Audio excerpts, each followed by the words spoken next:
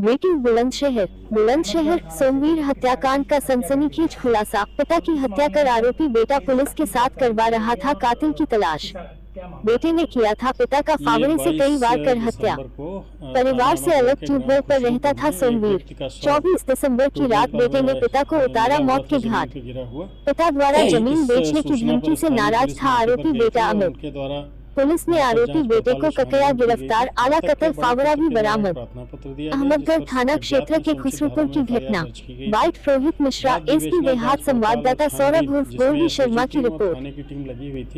ये 22 दिसंबर को थाना अहमदगढ़ के ग्राम खुसरूपुर में एक व्यक्ति का शव ट्यूबवेल पर मिला हुआ था, ज़मीन पर गिरा हुआ।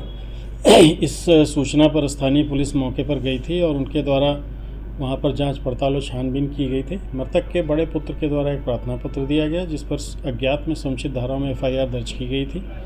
बाद विवेचना, जांच पड़ताल और छानबीन, जिसमें SOG टीम और थाने की टीम लगी हुई थी, ये पाया गया कि मृतक पिछले लगभग 8-10 वर्षों से अकेले ट्यूबवेल पर रह रहा था और अपने परिवार से अलग रहता था। परिवार के लोग उससे असंतुष्ट थे।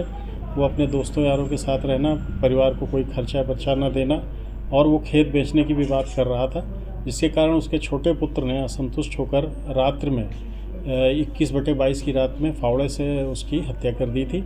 और उसके द्वारा इस तथ्य को स्वीकार करते हुए बताया गया कि पिताजी इस तरह का कार्य कर रहे थे और खेत वगैरह बेचने की भी बात कर रहे थे और परिवार से अलग रह रहे थे और दिन भर वो अन्य लोगों के साथ रहते थे और परिवार पे कोई ध्यान नहीं देते थे।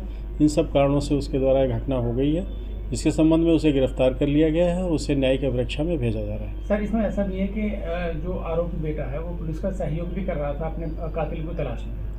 प्रारंभ में जब पुलिस मौके पर गई थी तो उसने अननोन बनते हुए, अनजान बनते हुए इस तरह का प्रयास किया था।